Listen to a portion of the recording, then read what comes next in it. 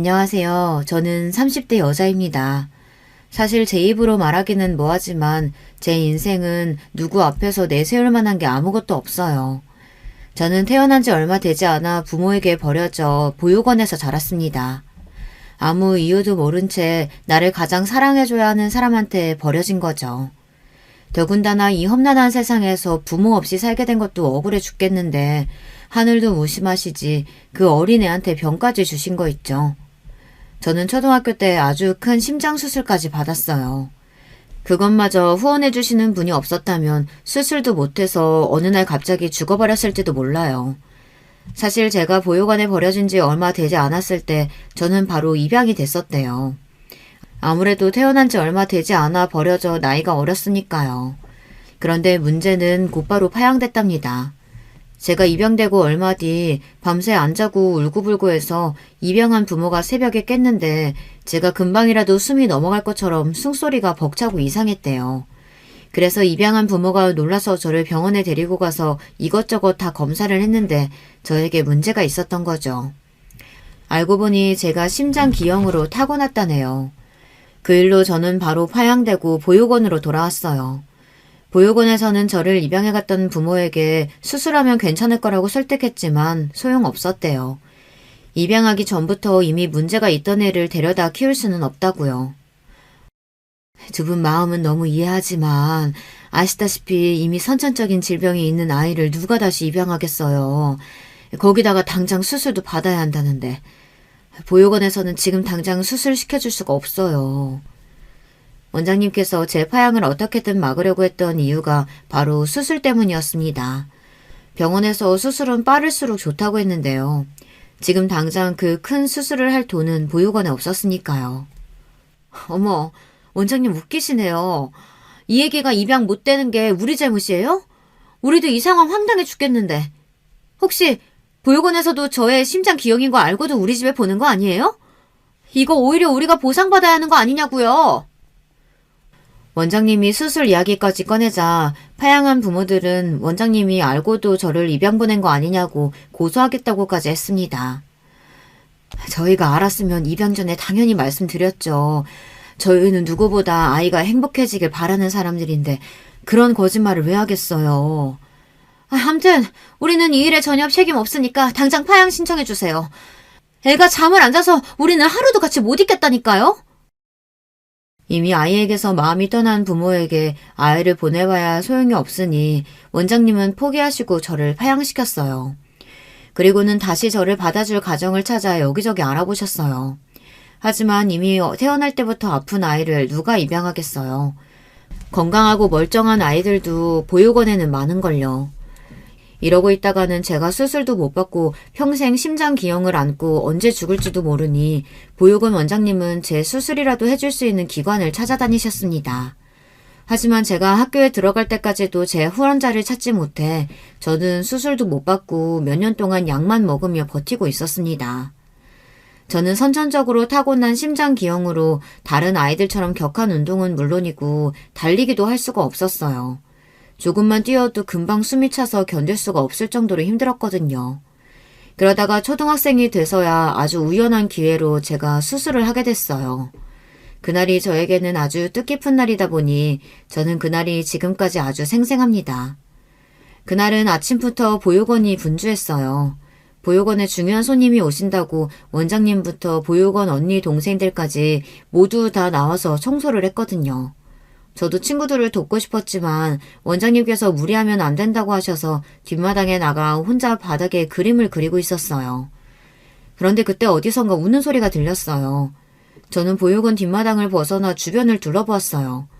보육원에서 얼마 떨어지지 않은 갓길에 들어서자 목발을 들고 있는 여자아이가 동네 남자애들한테 둘러싸여 놀림을 당하고 있었습니다. 목발을 들고 있던 아이는 처음 보는 아이였는데 목발이 없으면 걷지 못하는 것 같았어요. 남자아이들은 동네에서 본 적이 있는 애들이었습니다. 제가 지내는 보육원 애들만 보면 부모 없는 떨거지들이라고 놀리는 나쁜 놈들이었어요. 그날도 어김없이 어린 여자애들 놀리고 있더군요. 너도 저기 희망보육원 사는 떨거지냐? 에휴, 너는 부모 도면에 다리까지 병신이라 어떡하냐? 열나 불쌍하다. 나 부모 있거든? 우리 엄마 아빠 엄청 유명한 사람들이야. 내가 우리 엄마 아빠한테 너희 다 이럴 거야.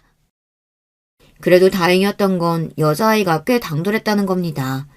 자기보다 덩치가 큰 남자애들이 여럿인데도 기도 안 죽고 열심히 덤비더군요.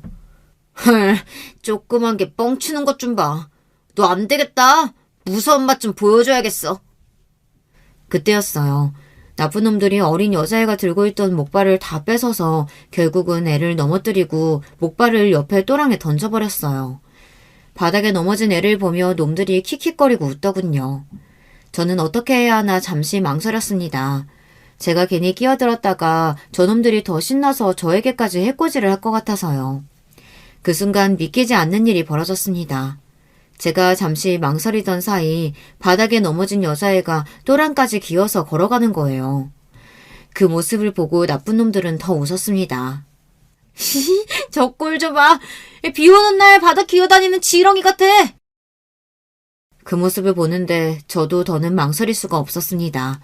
꼭 제 모습을 보는 것 같아서요. 눈에 보이지도 않는 제 심장이 말도 안 되게 뛰어들 때면 저는 너무 무서웠어요. 이대로 죽어버릴 것만 같아서요. 그런데 저 어린아이는 걷지도 못하는데 전혀 겁내지 않고 돌멩이와 흙이 잔뜩 있는 바닥을 팔꿈치로 기어 내려갔습니다. 그 아이를 보며 저도 용기를 내서 주변에 있는 돌멩이를 잔뜩 주워 소리를 지르며 나쁜 놈들에게 던지며 달려갔습니다.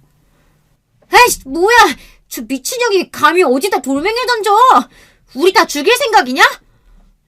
이 나쁜 놈들아, 너희보다 훨씬 어린애를 도와주진 못할 망정 괴롭혀? 너희는 맞아도 싸! 제가 쉬지 않고 돌멩이를 던지니 나쁜 놈들이 몽땅 다 도망갔습니다. 그때였어요. 여자애가 어디로 갔나 주변을 둘러보았는데 애가 또랑에 빠진 채로 울고 있었습니다. 도랑이 깊지는 않았지만 아이 발이 돌틈에 꼈는지 움직이지를 못하더라고요. 저는 아이에게 다가가 아이부터 달랬습니다. 보육원에서 매일 하는 일이 어린 동생들과 놀아주고 돌보는 일이다 보니 우는 아이를 달래는 일은 저에게는 어렵지 않았어요. 저는 아이를 달래서 조금 전 보육원에서 받았던 사탕을 까서 아이 입에 물려주곤 손을 도랑 안으로 넣어 아이의 발이 낀 돌멩이를 하나하나 치웠습니다. 아이를 도랑에서 빼내어 아이를 업었어요. 나 무거워서 언니가 못 업고 가. 나 여기 있을 테니까 가서 언니가 어른들 데리고 오면 안 돼? 우리 엄마 아빠 지금 희망보육원에 계시거든. 착한 아이는 그 와중에 제 걱정을 했지만 저는 그 아이가 더 걱정됐습니다. 목발을 뺏기고 도랑에 빠진 이 상황만으로도 힘들 텐데 혼자 두고 가면 너무 서러울 것 같아 그냥 그렇게 둘 수는 없었어요. 괜찮아. 여기만 빠져나가서 5분만 걸어가면 바로 보육원이야. 내가 업어줄 테니까 걱정하지 마. 저도 나이가 어렸는데 어디서 그런 패기가 나왔는지 몰라요. 저는 어떻게든 그 아이를 데리고 보육원으로 가야겠다는 생각밖에 없었습니다. 그래도 사람이 죽으라는 법은 없나 봅니다. 제가 아이를 간신히 업고 갓길로 올라왔는데 아이를 찾으러 온 어른들이 놀란 얼굴로 달려와 저와 아이를 데리고 보육원으로 갔어요. 제가 도랑에서 구해준 아이는 보육원에 봉사를 온 부모님을 따라온 아이였어요. 그 아이의 부모는 아이를 보자마자 놀라 안았습니다. 그때 아이가 저를 손가락으로 가르치며 제가 도와줬다고 했어요. 나쁜 놈들한테 돌을 던져주고 도랑에서 끄집어내줬다고요. 그 아이의 어머니라는 사람이 저에게 달려와 제 손을 꼭 잡아주었습니다. 그러면서 제 이름을 물어보시더라고요. 제가 제 이름은 서윤경이라고 대답했더니 제 이름을 꼭 기억하겠다고까지 하셨어요. 저는 그 아줌마의 얼굴을 보는데 조금 놀랐습니다. 제가 한 일이 별일도 아닌데도 그렇게까지 눈물을 흘리며 고맙다고 하시는 걸 보니 역시 부모는 아이가 다치면 저렇게 놀라고 슬퍼하는 거구나 이런 걸 깨달았어요. 우리 애가 태어날 때부터 걷지를 못해서 친구도 없고 매일 혼자였는데 너처럼 좋은 언니 만나서 정말 다행이야. 오늘 너 아니었으면 우리 딸 정말 큰일 날 뻔했어. 고맙다 서경아. 그 순간 괜히 저도 모르게 목발을 한 아이가 부럽더군요. 저에게도 저런 부모가 있었으면 좋겠다 싶어서요. 저를 낳아주신 부모는 제가 아픈지 어쩐지도 모르고 저를 버리셨는데 저 부모에게는 걷지 못하는 자식을 걱정하고 아끼는 모습이 그대로 느껴졌어요. 그런데 그날 저에게도 기적과도 같은 일이 벌어졌어요. 제가 도와줬던 그 아이의 아버지라는 사람이 우리 보육원에 매년 큰 기부금을 후원해 주시는 회사의 대표라네요. 저를 안아줬던 아줌마가 그 대표의 아내고요. 원장님께서 얼핏 그 부모에게 저의 이야기를 했는데 제 사연을 안타깝게 여겼던 그 아이 부모님께서 제 수술을 지원하기로 하셨다고 하더라고요. 정말 잘됐다, 잘됐어. 이제야 하늘이 널 좀 도우시나 보다. 원장님께서 너무 잘됐다며 제 손을 잡고 눈물을 펑펑 쏟으시는데도 저는 현실이 믿기질 않았어요. 정말 제가 수술을 할 수 있는 건가 해서요. 저는 그날 그 아이의 부모님 덕분에 심장 수술을 받았습니다. 저는 그 수술로 건강한 심장을 되찾았어요. 그 수술 덕분에 심장만큼은 평범한 사람이 될 수 있었습니다. 심장 수술 끝나고 회복한 뒤 제 수술을 지원해 주신 분들에게 감사 인사라도 전하려고 했는데 그때는 이미 그 가족이 큰아들 유학 문제와 여자아이의 다리 치료를 위해 미국으로 가버렸다는 이야기를 나중에서야 들어 그 이후에는 만날 수가 없었습니다. 그래도 저는 평생 그분들에게 감사하는 마음으로 살았어요. 그분들의 지원이 아니었다면 저는 지금처럼 숨도 못 쉬고 살았을 수도 있으니까요. 심장 수술에 제 모든 운을 다 쏟아부었는지 그 이후로는 저에게 큰 행운이 없었어요. 수술을 잘 받고 회복했는데도 저는 입양이 되지 않아 19살까지 보육원에서 자랐습니다. 사춘기 시절 내내 보육원에서 자란다는 사실을 숨기기 위해 부단히도 노력했지만 결국은 아이들에게 들켜 항상 놀림감이 되고는 했어요. 대학에 가서는 눈에 띄지 않고 평범한 아이들 틈에 섞여 살아보려고 했는데 저도 모르게 조금만 친해지면 금방 아이들에게 마음을 주고 말았어요. 저는 고등학교를 졸업하자마자 바로 보육원을 나와 혼자 살기 시작했어요. 마음 같아서는 4년제 대학을 가고 싶었지만 그랬다가는 도무지 생활이 안 될 것 같아서 취직이 잘 되는 과를 선택해 전문대를 갔습니다. 전문대에 가서도 삶이 녹록지는 않았어요. 학비도 내야 하고 집 월세도 내야 하다 보니 하루도 아르바이트를 쉴 수가 없었습니다. 그렇다 보니 아무리 평범한 대학생인 척하고 싶어도 저절로 티가 났죠. 한 번은 그런 적도 있었어요. 대학 때였는데 친한 친구가 남자친구가 생겼어요. 그 남자친구의 절친들이 여자를 소개해달라면서 미팅을 해달라고 한 적이 있었습니다. 그런데 얼마 뒤 그 친구가 저만 쏙 빼고 다른 친구들은 다 데리고 미팅에 나가겠다고 했어요.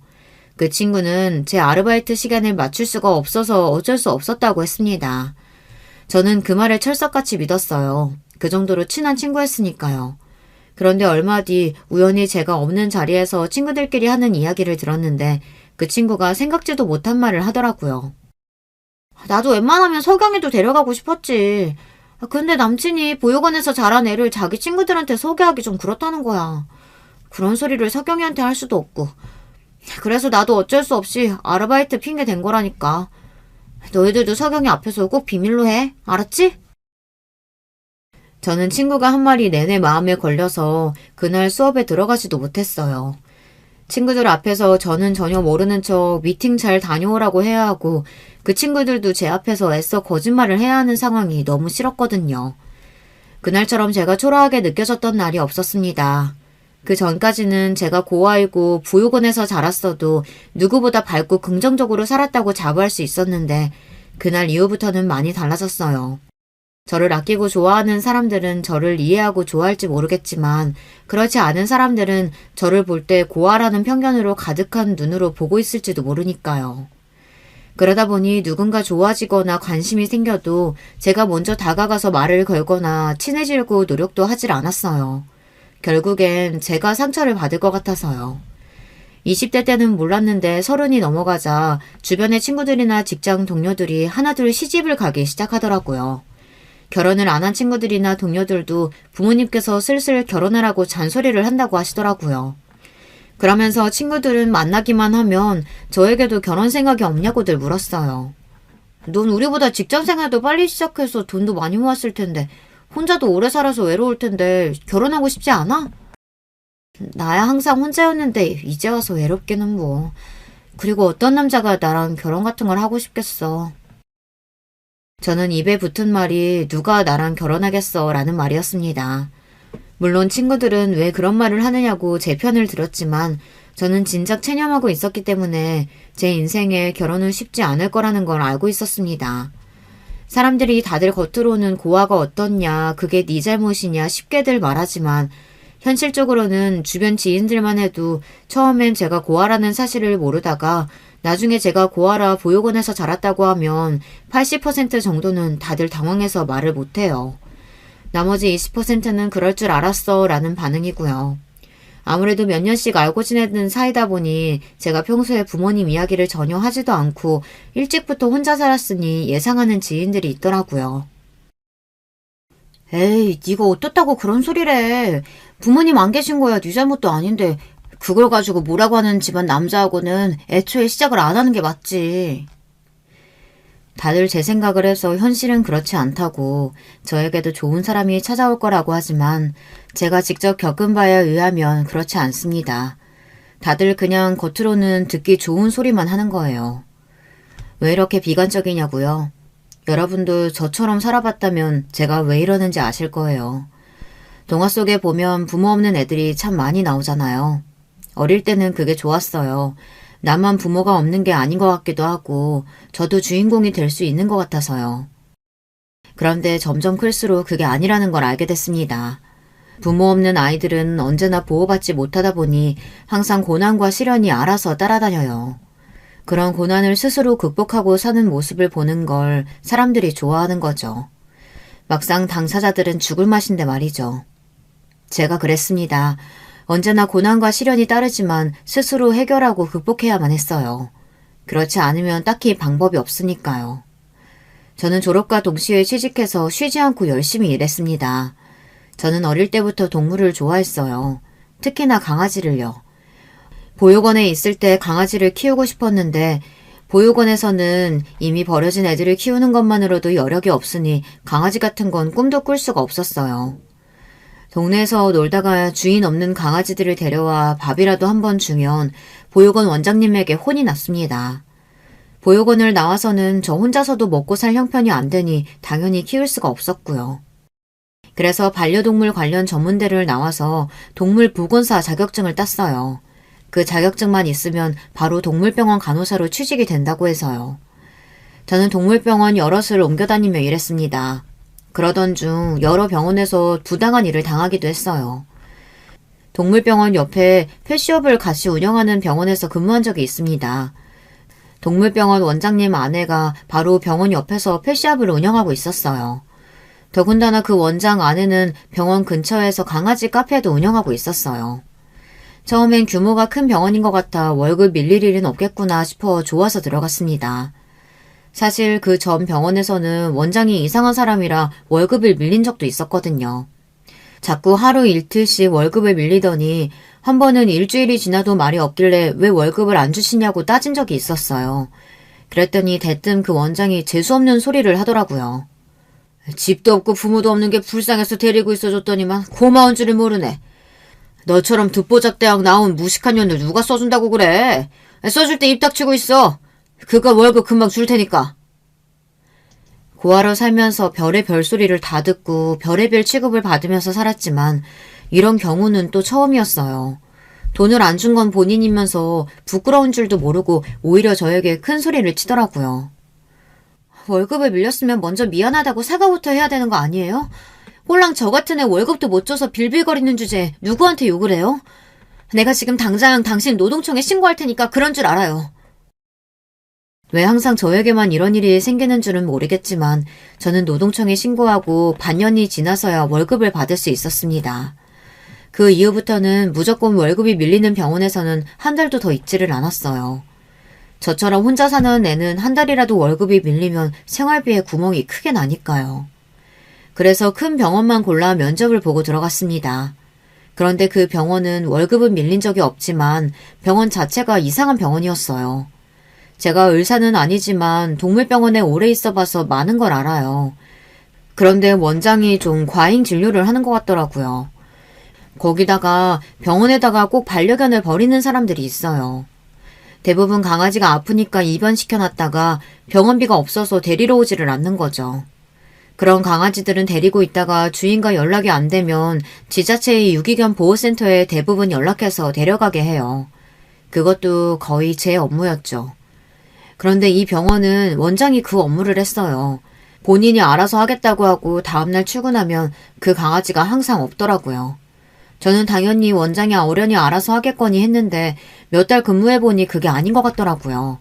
제 추측이겠지만 펫샵을 운영하는 원장 아내가 알아서 팔아먹은 것도 같고 애견 카페나 다른 곳으로 보내는 것도 같았어요. 저는 증거를 잡을 수가 없으니 추측만 하고 있을 뿐이었습니다. 그러던 어느 날이었어요. 병원에 자주 오는 손님이 있었는데 그 손님이 퇴근이 늦었다면서 늦은 시간에 강아지를 데리고 왔어요. 강아지가 며칠 전부터 밥도 안 먹고 끙끙거린다고요. 원장은 단순 감기 같다면서 오늘은 늦었으니 영양제 마치고 하루 입원시켰다가 내일 오전에 데려가라고 했습니다. 그 손님이야 자주 강아지를 데려왔던 손님이니 원장을 믿고 강아지를 맡기고 갔죠. 그리고 원장은 저에게도 퇴근 시간이 지났으니 먼저 퇴근하라고 했습니다. 자기가 영양제 주고 잠깐 지켜보다가 퇴근한다고요. 저는 알겠다고 하고 퇴근했습니다. 그런데 하필이면 그날 제가 병원에 핸드폰을 두고 퇴근한 거예요. 저는 가다가 핸드폰이 없다는 걸 알아채고 바로 다시 병원에 갔습니다. 그런데 아직 병원에 불이 켜져 있더군요. 슬쩍 문을 열고 들어가서 핸드폰만 가지고 나올 생각이었어요. 원장님은 아직 강아지를 돌보고 계신 것 같아서요. 그런데 그때 믿기지 않는 말을 듣고야 말았습니다. 언제 왔는지 원장 아내가 와 있더라고요. 아, 이거 완전 정통혈통이라 판다고만 하면 가격 원하는 대로 받을 수 있을 텐데. 그러다가 걸리면 어쩌려고. 그 손님 부잣집 아들이라며 강아지 잃어버리고 가만히 있겠어?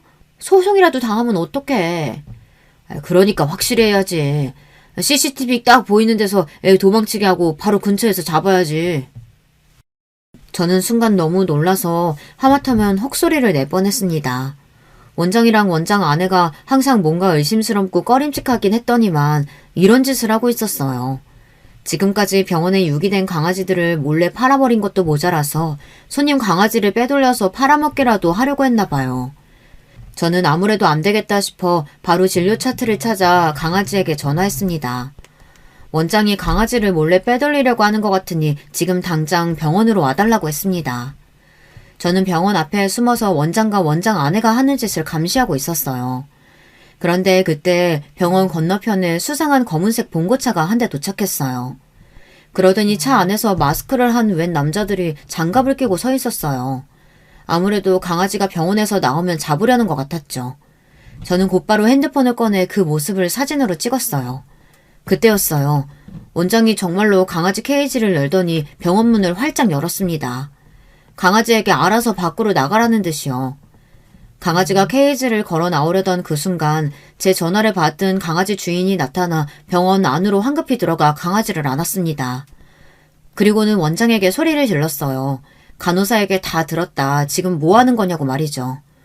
원장은 아니라고 실수로 잠깐 케이지를 연 것뿐이라고 강아지가 나가지도 않았는데 무슨 소리를 하는 거냐고 딱 잡아댔습니다. 그 순간 아무래도 안 되겠다 싶어 제가 나섰습니다. 제가 바로 조금 전 들은 이야기를 했어요. 그러자 원장은 당황하면서 오히려 저더러 이상한 애라고 몰아세우더라고요. 이 일은 그냥 넘어가지 않을 거니까 당신들 각오해요. 그날 일로 강아지 주인은 동물병원을 고소했습니다. 그 사건은 커져서 결국은 병원 문까지 닫게 되고 말았습니다. 그때 저도 병원까지 잘리고 동물병원 소송 일에 바빴어요. 제 생각이 맞았습니다. 그 원장이 계속 유기견을 팔아먹고 다른 병원에 있을 때 손님들 강아지를 몇 번이나 빼돌린 게 들통났어요. 그 일로 원장은 죗값을 치렀지만 저는 직장을 잃고 업계에서 소문나서 다른 병원에 취직도 안 됐어요. 하지만 꼭 나쁜 일만 있었던 건 아니에요. 그때 제가 도와준 그 강아지 주인과 인연이 돼서 연애를 시작했거든요. 남자친구는 저처럼 정의롭고 용감한 사람은 본 적이 없다면서 첫눈에 저에게 반했다고 했어요. 저와 남자친구는 그렇게 만나 연애를 시작한 거예요. 서로 사는 환경, 조건도 모든 게 다 달라도 저와 남자친구는 비슷한 점도 많았어요. 동물을 좋아한다는 거 말고도 꽤 많은 것들이 잘 맞았습니다. 그래서 연애하는 동안 한 번도 안 싸우고 잘 지냈어요. 남자친구도 지금까지 살면서 저처럼 잘 맞는 여자는 처음이라고 할 정도로 저희는 잘 맞았습니다. 그런데 언제나처럼 제 인생은 생각지도 못한 일의 연속이었습니다. 며칠 동안 속도 좋지 않고 자꾸 잠만 쏟아지길래 왜 그러나 했는데 제가 임신을 했더라고요. 임신 사실을 알자마자 저는 눈물을 쏟았어요. 남들은 기뻐서 흐르는 눈물이겠지만 저는 아니었습니다. 당시 남자친구를 많이 사랑하고 있었지만 결코 아이를 원한 건 아니었어요. 결혼도 마찬가지고요. 제 주제에 무슨 결혼을 하겠어요. 부모도 없고 제대로 된 직업도 없는 여자와 연애해야 할 수는 있을지 모르지만 결혼까지 하고 싶은 남자가 어디 있겠어요. 거기다가 그런 며느리를 반가워할 시댁도 없을 거고요. 저는 고민 끝에 남자친구에게 임신 사실을 이야기했습니다. 저는 임신 사실을 이야기하면서도 마음의 준비를 했어요. 남자친구가 어떤 반응을 보이던지 실망하거나 속상해하지 말자고요. 며칠 전부터 속도 미식거리고 잠도 잘 못 자서 병원에 갔다 왔는데 나 임신이라네. 저는 그렇게 마음의 준비를 하고도 남자친구의 눈을 똑바로 볼 수가 없었어요. 남자친구가 좋은 사람이라는 거야 잘 알지만 계획지도 않은 임신이 됐으니 남자친구도 당황할 것 같아서요. 남자친구의 당황한 얼굴을 보는 게 겁이 났습니다. 그런데 남자친구의 반응은 의외였어요. 정말? 와, 어떡해. 너무 좋아. 내가 철이 없나 봐. 자기는 힘들 텐데 나는 생각 없이 그냥 마냥 너무 기뻐. 너 닮은 딸이었으면 너무 좋겠다. 남자친구는 주변에 사람들이 있는데도 아랑곳하지 않고 신나서 자리에서 폴짝 뛰어댔어요. 그러면서 저에게 고맙다며 안아주었습니다. 저는 어안이 벙벙했어요. 남자친구 말이 맞아요. 남자친구는 참 철이 없었습니다. 평소에도 고민이나 걱정 없이 해맑은 사람이라는 건 알았지만 이 정도일 줄은 몰랐어요. 더군다나 남자친구는 예상치도 못한 돌발 행동을 했어요. 남편은 갑자기 제 앞에 무릎을 꿇고 앉았습니다. 그러고는 결혼하자고 청혼했어요. 주변에 있던 사람들이 모두 다 소리를 지르고 박수를 쳤지만 저는 마냥 웃을 수가 없었습니다. 저는 최악을 상상하고 있었어요. 제가 임신한 채로 남자친구와 결혼한다면 사람들은 모두 저를 아이를 앞세워 결혼한 여자로 볼 거예요.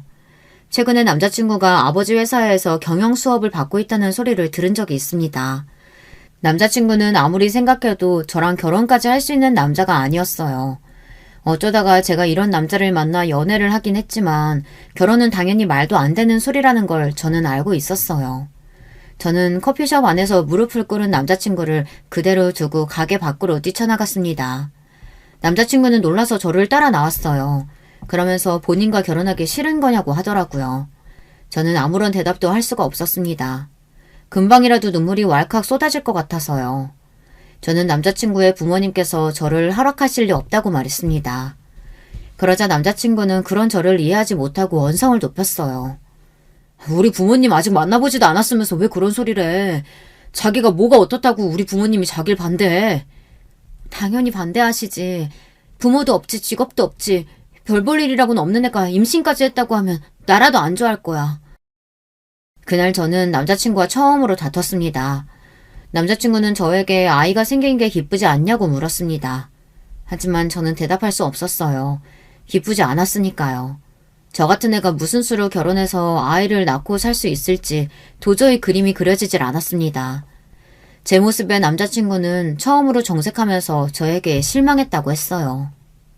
제가 그런 생각을 안 할 수 없는 게 처음 남자친구와 연애를 시작할 때 들은 이야기가 있어요.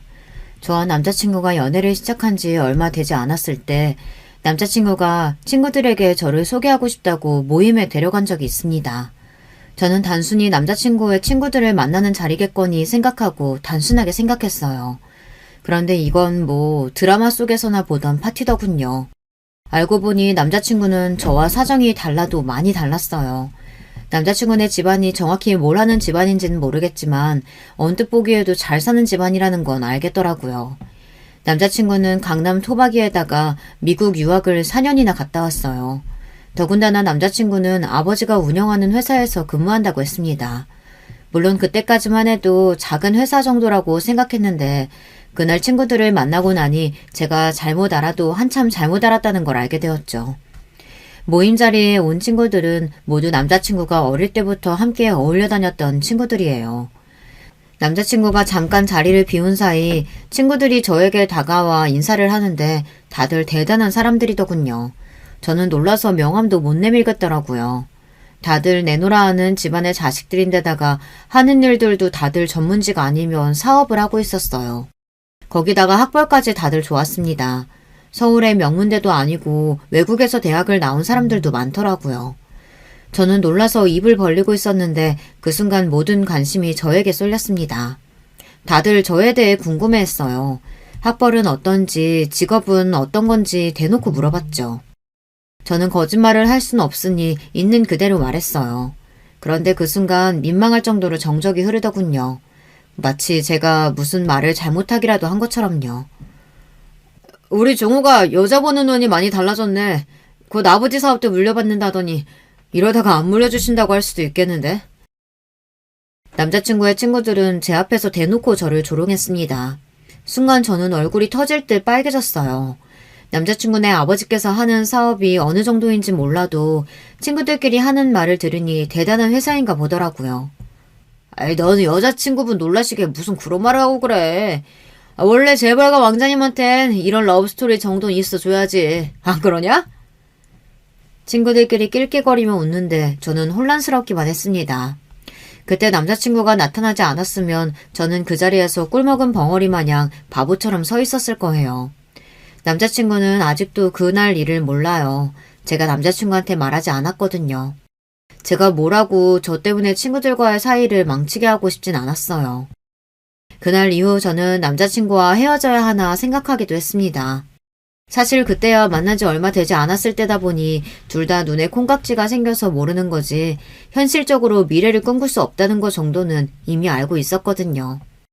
그런 상황에서 제가 임신을 해버렸으니 저는 당혹스러울 수밖에 없었어요. 그런데 얼마 뒤 생각지도 못한 일이 벌어졌어요. 그날 이후 남자친구는 결혼을 서두르자고 했어요. 부모님께 말씀드렸다고요. 부모님께서 저를 궁금해하신다며 서둘러 인사를 가자고 했습니다. 저는 남자친구에게 말하지 못했지만 사실 두려웠어요. 저는 그런 사람이었습니다. 남자친구의 부모님을 만나기도 전에 미리부터 겁을 먹고 도망치고 싶었습니다.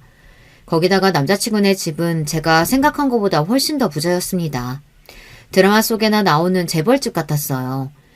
그런데 남자친구 부모님의 반응은 제 생각대로였어요. 제가 온다는 사실을 알고 있으시면서도 약속한 시간이 지날 때까지 부모님은 나타나질 않으셨어요. 남자친구도 이런 사실을 몰랐는지 당황해서는 부모님께 급하게 전화하더군요.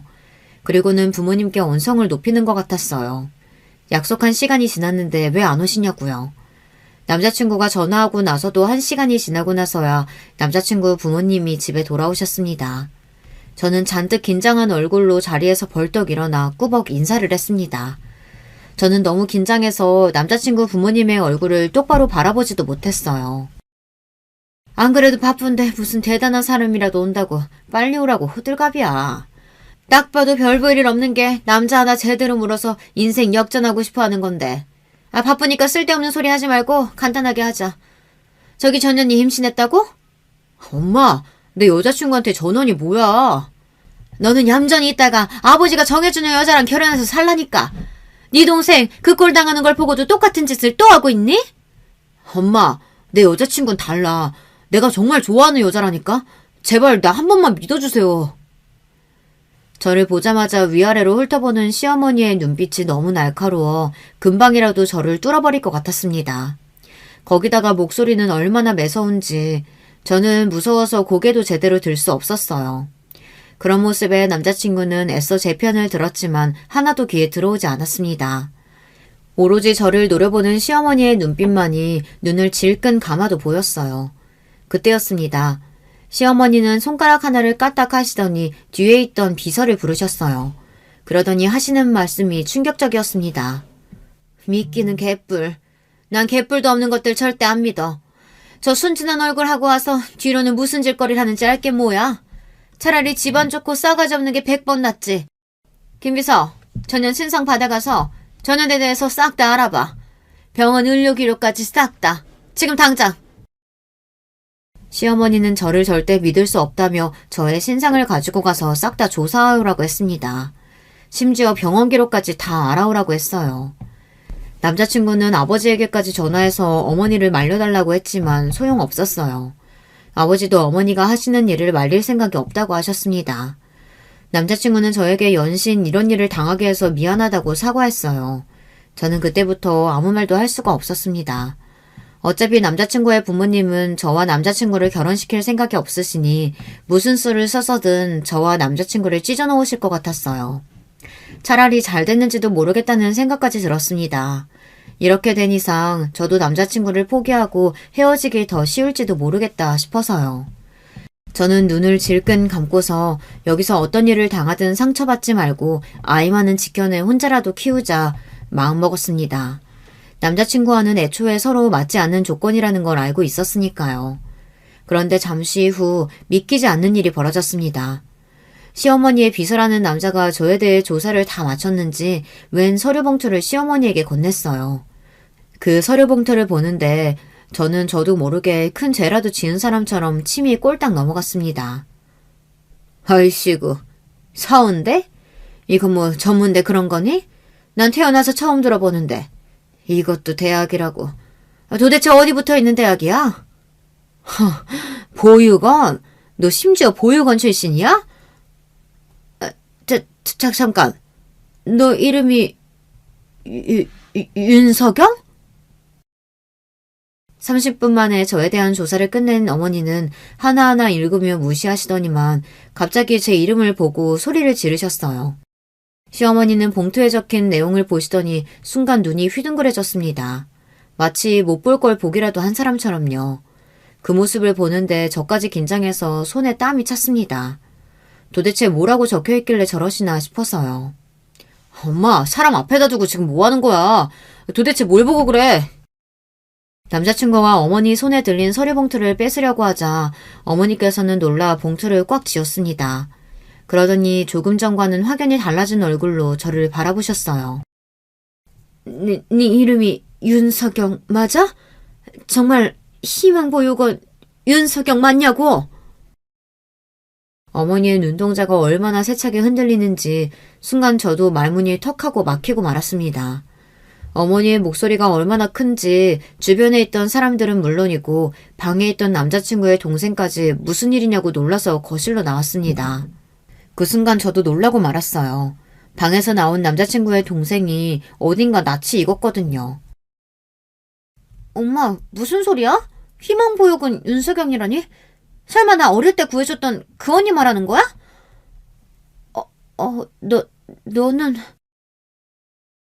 세상에 어떻게 이런 일이 있을 수 있을까요?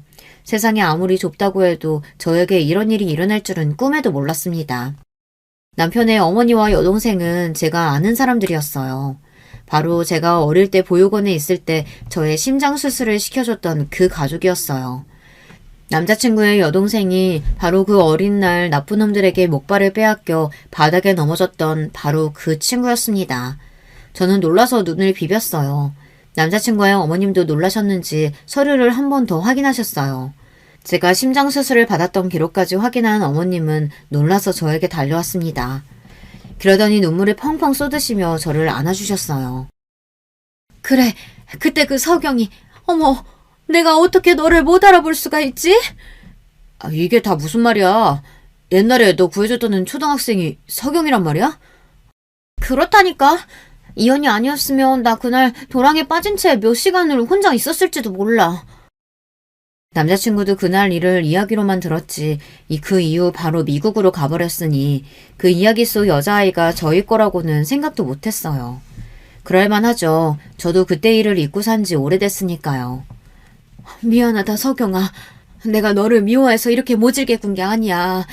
내가 원래 이런 사람이 아닌데 나이 들수록 사람한테 데이다 보니 이 세월이 나를 이렇게 나쁜 사람으로 만들었구나. 어머니는 저에게 바로 사과하셨어요. 절대 제가 고아이고 전문대를 나왔다고 무시하려던 게 아니랍니다.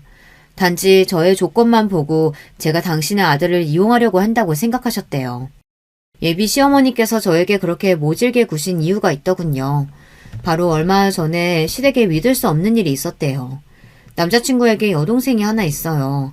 제가 어릴 때 보육원 앞에서 도와줬던 바로 그 동생이요.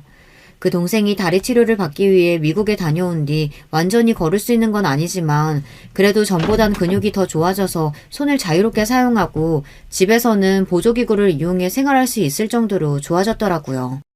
덕분에 대학을 졸업하고 취직도 해서 집안에서 재택근무도 하고 있었어요. 그러면서 한국에서도 꾸준히 계속 재활을 받았고요. 그러다가 여동생이 재활을 담당했던 남자와 둘이 눈이 맞아 연애를 했답니다. 만난 지 오래되지는 않았지만 여동생의 옆에서 살뜰하게 챙기는 남자의 모습에 가족들 모두 그의 진심을 의심하지 않았답니다. 그래서 둘의 교제를 허락했대요. 특히나 여동생이 남자를 너무 믿고 좋아하기도 했고요. 얼마 뒤 둘이 결혼하겠다고 해서 가족들은 모두 기쁜 마음으로 허락했답니다. 동생을 생각해서라도 아예 동생의 병에 대해 모르는 사람보다는 옆에서 많은 면에서 도와줄 수 있는 사람이 아무래도 좋을 것 같아 반대할 이유가 없었답니다. 물론 조건만 놓고 보면 그 남자가 많이 부족했지만 시댁에서는 어릴 때부터 아팠던 딸이 원한다면 뭐든지 해주고 싶으셨대요.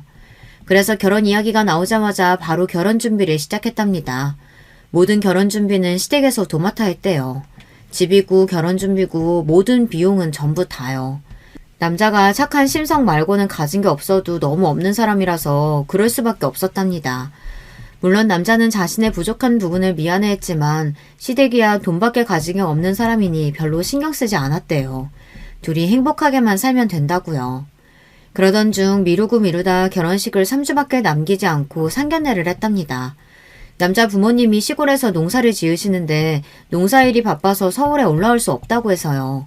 결국은 결혼식 첨창장까지 다 보내고 나서야 상견례를 했다네요. 그런데 문제가 좀 있었답니다. 상견례 장소인 호텔에서 남자의 부모님을 만났는데 어딘가 좀 이상했답니다. 분명 남자에게 들었을 땐 남자의 부모님 두 분 다 시골에서 농사를 짓는 순박한 분들이라고 들었는데 이야기를 나누면 나눌수록 남자의 어머니라는 분이 특히 좀 이상했대요. 시골에서 농사를 짓는다기엔 영 아는 것도 부실하고 이야기의 앞뒤가 맞는 게 하나도 없었대요. 분명 사투리도 심하게 쓰신다고 했는데 사투리도 거의 쓰질 않고요. 이를 이상하게 여긴 시아버지가 계속해서 꼬치꼬치 말을 걸었는데 제대로 대답하는 게 없었답니다. 그런데 그때 당황한 얼굴의 남자가 애써 말을 돌렸대요. 어머니께서 평생 시골에서 농사만 지으시느라 이렇게 좋은 호텔에 고급스러운 식사 해보시는 게 태어나서 처음이다 보니 아무래도 긴장하셨나 봐요. 장인 장모님께서 조금만 이해해 주세요. 그래. 그러실 수 있지. 식사들 좀 하세요. 남자는 애써 말을 돌렸지만 평생 그 큰 회사를 운영해 오신 시아버지께서 이상하다는 낌새를 못 알아차리셨을 리 없었죠. 아무래도 안 되겠다 싶으셨는지 시아버지께서 비서를 시켜 남자의 집안을 캐보라고 시키실 참이었나 봐요. 그런데 그럴 필요도 없이 그날 모든 진실이 밝혀졌습니다. 일 때문에 상견례 장소에 늦게 도착한 남자친구가 잠깐 화장실에 들렀는데 화장실 옆 복도에서 소란스러운 소리가 들렸답니다. 남자친구가 이상해서 복도에 들어서자 익숙한 남자가 보였답니다. 그런데 그 남자가 나이가 지긋하신 여자분을 위협하며 소리를 지르고 있었대요. 아줌마, 연기 똑바로 안 하면 돈 못 받을 줄 알라고 분명히 말했지. 근데 일을 이따구로 해? 저 사람들이 얼마나 대단한 사람들인데 당신들 이상하고 눈치 못 챘을 것 같아? 당신들 때문에 내 결혼 파토나면 책임질 거야? 책임질 거냐고! 나도 갑자기 연락받고 온 거라 준비를 못해서 그래요. 결혼식 날은 알아서 잘 할 테니까 걱정하지 말아요. 그러게 네가 약속한 돈부터 먼저 줬으면 이런 일 없었을 거 아니야. 연기 잘하는 예쁜 애들 돈 먼저 안 주면 안 움직인다니까. 저 병신 같은 년이 결혼 준비하게 돈 좀 달라니까 자꾸만 카드 주잖아. 안 그래도 식만 올리면 내 앞으로 사업체 하나 넘어올 거니까 걱정하지 마. 안 되면 이 호텔이라도 달라고 할 거니까. 남자친구는 자신의 두 귀로 듣고도 믿을 수가 없었답니다. 그동안 남자가 여동생에게 얼마나 잘했는지 바로 옆에서 봐왔던 남자친구다 보니 그게 다 거짓이었다는 걸 안 순간 눈이 뒤집혔던 거죠. 남자친구는 그대로 달려가 남자의 멱살을 붙잡고 박살을 내줬답니다. 그리고는 바로 사기죄로 남자와 부모로 위장한 사람들을 고소했다네요. 그런데 남자는 사기 전과가 이미 있는 사기꾼이었어요. 처음부터 여동생을 목적으로 시댁에 돌아왔던 겁니다. 다행히도 결혼 전에 모든 사실을 알게 돼서 그 인간들은 죗값을 치렀지만 그 일로 시댁 식구들은 모두 다 충격에 빠져 몇 년 동안 헤어나지 못했답니다. 그 이후 집안에 들이는 사람들은 모두 다 미리 뒷조사를 하고 채용했다네요. 그랬으니 시어머니께서는 저를 보고도 그렇게 하신 거죠. 그 이야기를 듣고 보니 모든 게 이해가 됐습니다. 아무리 그래도 내가 어떻게 석영이 너를 못 알아보니. 내가 네 이름만은 절대 안 잊어버린다고 약속까지 했는데. 괜찮아요. 그렇게 힘든 일을 겪으셨는데 당연히 아무도 못 믿으시겠죠. 저도 제 생명의 은인이신 분들을 까마득하게 잊고 살았어요. 죄송해요. 아니야. 내가 먼저 알아봤어야 했는데 우리가 미안해. 그렇게 수술비만 주고 미국으로 떠나버려서 내내 마음 쓰이고 미안했었는데 이렇게 건강한 모습 보니까 다행이다. 몸은? 아이까지 임신했는데 괜찮은 거야? 네, 지금은 너무 말짱해요. 뱃속의 아기도 건강하대요. 아유, 다행이다. 석영이 너는 아무 걱정하지 마. 이제는 우리가 옆에 있으니까 우리가 다 알아서 해줄게. 시어머니는 저를 워낙 껴안으며 눈물을 펑펑 쏟으시며 오열했습니다. 저는 지금 생각해도 어떻게 저에게 이런 일이 생길 수 있을까 싶어요. 남들은 세상 참 좁다 정도로만 생각할 수 있지만 저에게는 특별한 인연이었어요. 어린 시절 보육원에서 시어머니와 시누이를 만났던 일도 저에겐 너무 특별했고 어른이 되어 남편을 만나 아기를 가지게 된 것도 저에게는 너무나 행운이었어요.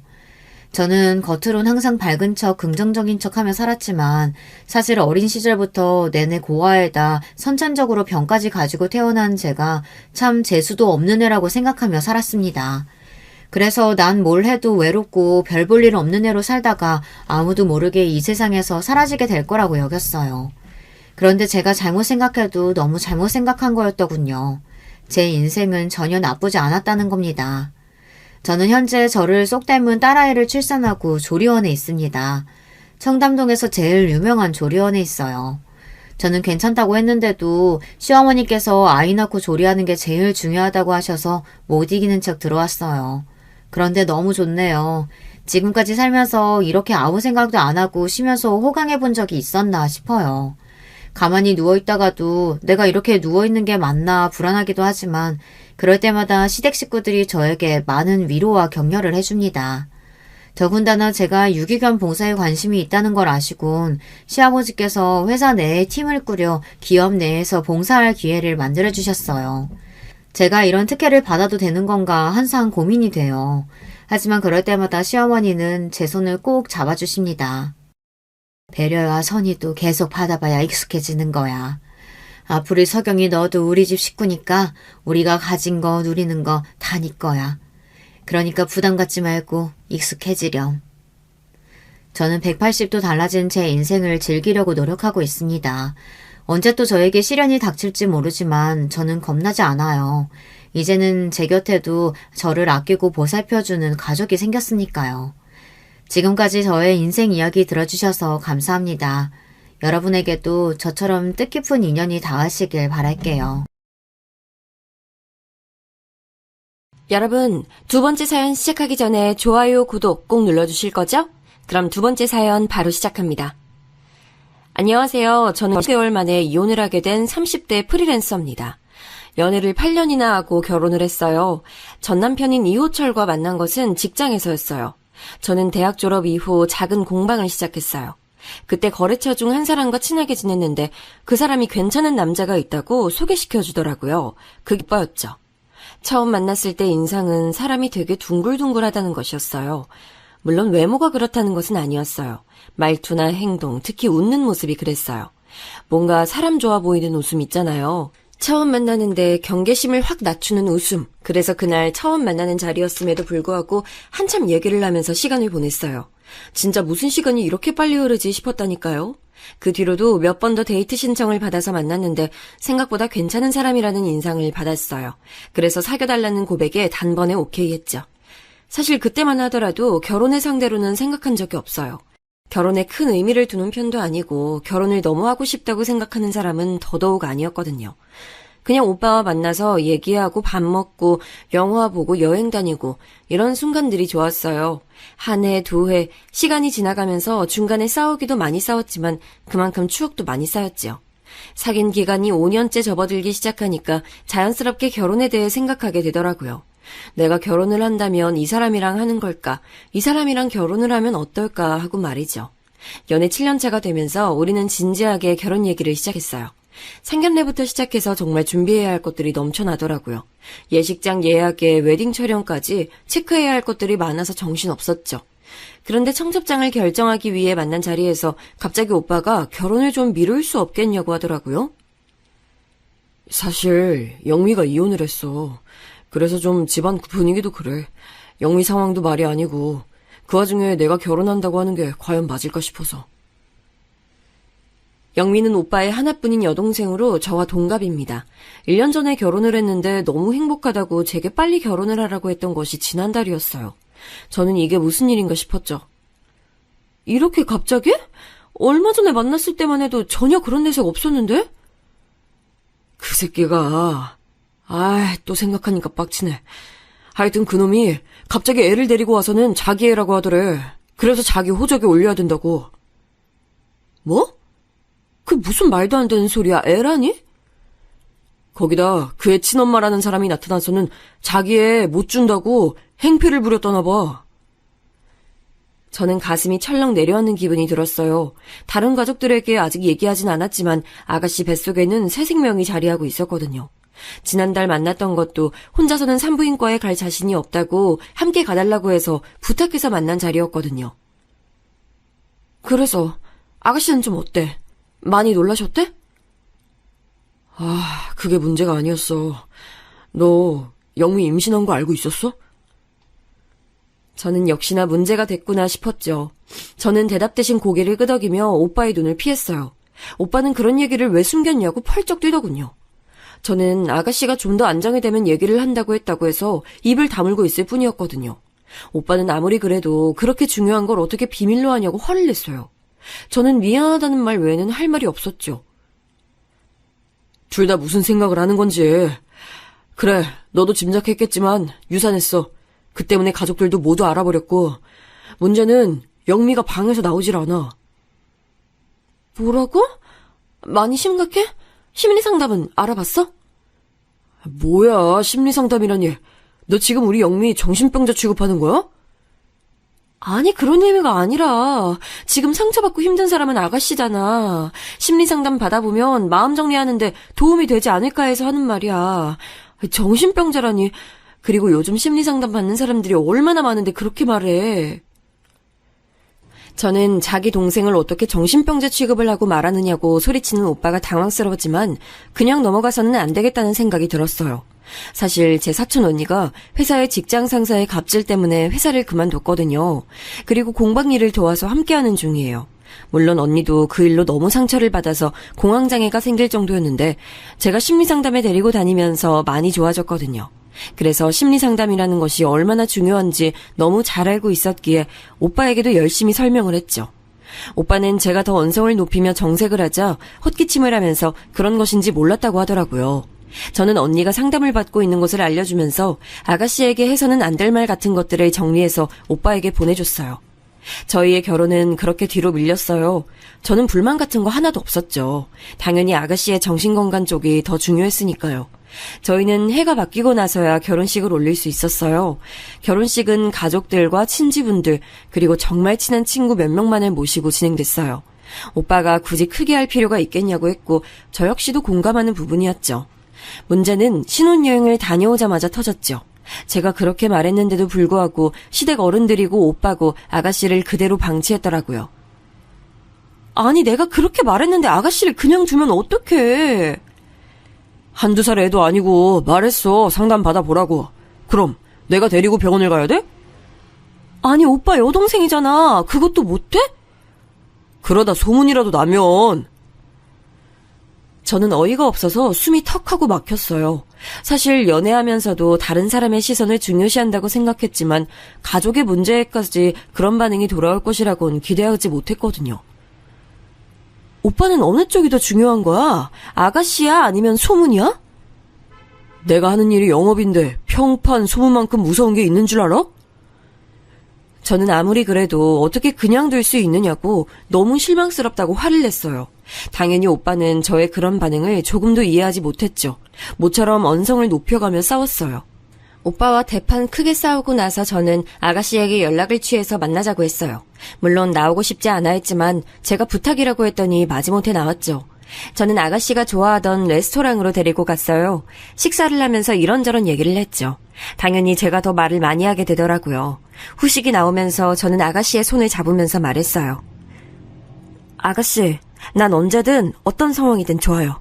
아가씨가 하고 싶은 말이 있으면 저한테 다 얘기해주세요. 저 다 들을 준비돼 있거든요. 누군가의 욕을 해도 좋아요. 울어도 괜찮아요. 가슴에 담아두지 말고 속 시원하게 얘기해요. 나는 아가씨 전용 대나무 숲이 돼줄게요. 아가씨는 제 얘기가 끝나자 한참을 가만히 제 얼굴만 보더라고요.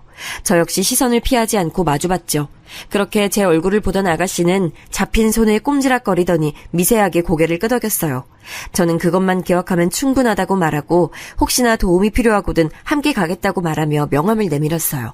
그리고 오빠에게도 말하지 못했던 사촌 언니 얘기를 했지요. 심리상담을 혼자 가는 게 두렵다면 걱정 말고 제게 연락하면 된다고 했더니 조용히 고맙다고 하더라고요. 아가씨와 헤어진 이후 몇 주의 시간이 흘렀어요. 저는 자주 아가씨와 연락을 취했어요. 특별한 얘기가 오간 건 아니었어요. 그냥 잡담 정도였죠. 하지만 이런 일이 반복되자 아가씨도 점차 집에서 무엇을 하고 있었는지 조금씩 제게 얘기를 해줬어요. 요즘 영미한테 자주 연락하나 봐. 엄마가 영미가 외출하기도 한다고 하던데 너 만난다고. 뭐 그렇지. 그냥 우리 공방에서 하는 원데이 클래스 들어보지 않겠냐고 권했을 뿐이야. 다른 거에 집중할 시간을 좀 주고 싶었거든. 신경 써줘서 고마워. 사실 영미 그렇게 되고 나서 다들 나 부끄러워서 다니질 못하겠다고 하셨으니까. 부끄럽다니? 누가? 아가씨가? 왜? 아가씨가 왜 부끄러워해? 우울증이니 공황장애니 이런 것들 자랑하고 다닐 얘기는 아니잖아. 거기다 영미는 히키코모리 기질도 보였고. 아니, 떠벌리고 다닐 건 아닌 건 맞지만 그렇다고 부끄러워할 문제도 아니잖아. 아니, 남들이 뭐라고 생각하겠어. 거기다 정신병원 다닌다고 소문까지 나봐. 소문? 아니, 오빠는 도대체 저번부터 왜 그렇게 소문에 집착해? 오빠는 자신이 이상한 게 아니라 이런 상황에서 아무렇지 않게 심리상담이란 말을 입에 올리는 제가 이상하다고 하더라고요. 저는 뭐가 이상하냐고 따지고 들었어요. 그렇잖아. 아니, 넌 아무렇지도 않아? 입장을 바꿔봐. 가족 중에 영미 같은 사람이 있다고 해봐. 주변 사람 신경 안 쓰고 당당하게 병원 데리고 갈 수 있어? 있어. 내 가족의 정신건강이 중요하지. 다른 사람 시선이 중요한 게 아니잖아. 오빠는 제 대답에 고개를 절레절레 흔들면서 이해할 수 없다고 말하더니 더 이상 이야기를 피했어요. 저는 끝까지 물고 늘어지고 싶었지만 도망치듯 자리를 피하는 오빠를 보면서 아무리 말해도 듣지 않겠구나 싶었죠. 연애할 때는 크게 와닿지 않았는데 오빠가 생각하는 걸 제가 따라가지 못하겠다는 생각이 들기 시작한 것도 이맘때부터였어요. 저희는 결혼 이후 각자 자신의 수입은 자신이 관리하는 것으로 했어요. 오빠 이름으로 통장을 하나 만들고 가족 카드를 사용했죠. 저도 오빠도 같은 금액을 생활비 명목으로 그 통장에 입금을 했답니다. 그리고 그 안에서 생활을 했죠. 나머지는 각자가 알아서 관리하는 것으로 했어요. 그래서 저는 오빠의 월급이 어느 정도인지 어떻게 관리하는지 전혀 알지 못했어요. 그건 오빠도 마찬가지였죠. 은행 볼일 같은 경우는 오빠가 도맡아서 했습니다. 저는 공방 살림을 챙기는 것만으로도 충분히 복잡했기 때문에 오빠에게 고마웠어요. 결혼을 한 친구들의 얘기를 들어보면 시댁의 기념일을 챙기는 것이 여간 어려운 것이 아니라고 하더라고요. 같이 살고 있진 않지만 시집살이라는 것이 이런 것인가 싶을 때도 있다고 했어요. 하지만 저는 전혀 그런 게 없었답니다. 저를 시댁으로 부르시는 일은 거의 없었고요. 제사도 전혀 지내고 있지 않았거든요. 명절 때도 그냥 가까운 곳으로 바람이나 쐬고 오자고 하실 정도였어요. 결혼식을 할 때도 느꼈지만 친척분도 몇 되지 않으셨고요. 그러던 어느 날 결혼하고 나서 처음으로 맞이하는 시어머니 생신이었어요. 저는 오빠에게 어머님 미역국을 끓여드리고 싶다고 했죠. 뭐하러, 됐어. 그래도 시집오고 처음 맞이하는 생신이신데 내가 해드리고 싶어 그래. 오빠는 깜짝 놀란 얼굴로 그런 것은 전혀 신경 쓸 필요가 없다고 하더라고요. 저는 고집을 부려봤지만 오빠는 제 결정을 끝까지 만류하며 말했어요. 한 번 하면 계속해야 돼. 해마다 해드릴 자신 있어? 미역국 끓이는 게 뭐가 어렵다고. 그렇게 멀리 계시는 것도 아닌데. 말은 그렇게 해도 어디 그게 쉬워? 그냥 마음만 고맙게 받을게. 엄마 가방 좋아하시는데 그냥 예쁜 백이나 하나 선물하고 말아. 저는 너무 성의 없는 것 아니겠느냐고 했지만 오빠는 그것만으로도 충분하다고 했죠. 그래서 저는 저녁을 함께 먹는 것은 어떻겠냐고 했어요. 정말 선물 하나면 충분해. 너무 그렇게 신경 쓰지 않아도 괜찮다니까. 난 오빠 말대로 그냥 선물만 드리고 넘어가는 게 더 신경 쓰여. 친정에서는 누군가의 생일이 되면 아침엔 미역국을, 저녁에는 면 요리를 가족끼리 다 함께 먹으면서 축하를 했거든요. 결국 오빠는 알겠다고 했어요. 저는 식당을 알아보겠다고 말하며 아가씨도 불렀으면 좋겠다고 했어요. 오빠가 인상을 쓰며 굳이 불러야겠냐고 했어요. 요즘 얼굴 표정도 많이 밝아졌어. 내가 얘기할게. 그래, 네 맘대로 해. 졌어. 저는 기쁜 마음으로 아가씨에게 전화를 걸어 얘기했어요. 하지만 아가씨는 거절하더라고요. 저는 씁쓸했지만 다음에는 함께 하자고 했죠. 그런데 언니, 그 전에 언니가 말했던 곳 있잖아요. 어디요? 아, 우리 언니가 다닌다는 곳이요? 네, 거기 저도 다녀볼까요? 망설이면서 심리상담에 관한 얘기를 아가씨가 먼저 꺼내더라고요. 사실 몇 번이고 권하고 싶었지만 아직까지는 서두르지 말자 싶어서 참고 있었거든요. 대신 사촌 언니의 허락을 받은 뒤 언니에 관한 이야기를 아가씨에게 알려주기만 했죠. 그런데 드디어 아가씨가 용기를 내더라고요. 물론이죠. 그럼요. 저랑 같이 갈까요? 시간 괜찮아요? 긴장한 목소리로 제게 의사를 물어보는 아가씨의 목소리에 눈물이 날 것 같았죠. 우리는 센터에 연락을 취해 곧 날짜를 잡기로 했습니다. 저는 오빠에게 식사는 우리끼리만 하자고 했어요. 그러면서 아가씨가 정식으로 심리상담을 받기로 했다고 말했죠. 오빠는 지금도 많이 좋아진 것 같은데 지금처럼 제가 신경을 써주면 되는 것 아니냐고 했어요. 내가 전문가도 아니고 언제까지 그래. 그리고 아가씨가 스스로 변하려고 하잖아. 그럼 조용히 다녀와. 되도록 사람들이랑 안 부딪히게. 약 처방 받으면 절대 동네 약국은 가지 말고. 저는 기가 막혔어요. 오빠, 무슨 심리상담에 약 처방을 받아? 아니야? 그럼 됐고. 오빠가 무신경하게 다행이라고 중얼거렸어요. 저는 제발 뭐든지 알아보고 얘기를 하라고 했지만 건성으로 고개를 끄덕이더군요. 길게 한숨을 내셨어요. 얼굴에 열이 오르는 기분이 들었죠. 저는 절대 아가씨 앞에서는 그런 소리 하지 말라고 신신당부했어요. 오빠는 잔뜩 귀찮아하면서 알겠다고 했죠. 시어머니 생신 당일이 됐어요. 저는 깔끔하기로 소문난 한정식으로 예약을 했죠. 무조건 꼭 룸이어야 한다고 오빠가 신신당부를 하더라고요. 어머님이나 아버님이 소란스러운 곳을 싫어한다고 말이죠. 그래서 살짝 무리를 좀 해서 룸으로 자리를 잡았어요. 모시러 가고 싶었지만 두 분께서는 들릴 곳이 있다고 하시면서 먼저 가서 기다리라고 하셨어요. 그런데 약속 시간이 돼도 두 분은 물론 오빠도 연락이 되지 않았어요. 오빠는 조금 늦을 것 같다고 톡을 보낸 이후에 아예 전원이 꺼졌더라고요. 저는 무슨 일이라도 생긴 건 아닐까 초조한 마음이 들었어요. 30분 정도 지나고 드디어 두 분이 오셨죠. 어머님은 물론 아버님까지 엄청 근사하게 차려입으셨더라고요. 아버님, 어머님, 시장하시죠? 오늘 엄청 근사하세요. 중요한 자리였나 봐요. 아니, 그럴 일이 좀. 아버님께서는 헛기침을 하시며 말을 얼버무리셨죠. 그리고는 서둘러 자리를 잡으시고는 어머님께 빨리 움직이라고 한 소리 하시더라고요. 내부를 둘러보시던 어머님은 시큰둥한 얼굴로 말씀하셨어요. 아니, 무슨 이렇게 큰 곳으로 잡았어? 노인네들 먹어봤자 얼마나 먹는다고? 저는 깜짝 놀랐어요. 평소에는 다정하게 저를 챙겨주시는 분위기였거든요. 그날은 전혀 달랐죠. 여기 오기 전에 무슨 기분 나쁜 일이라도 있으셨나 신경이 쓰였어요. 오빠가 많이 늦네요. 죄송해요.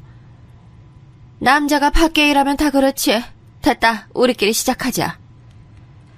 어머님께서는 빨리 밥 먹고 일어나자고 재촉이셨어요. 음식이 나오고 곧 오빠도 들어왔죠.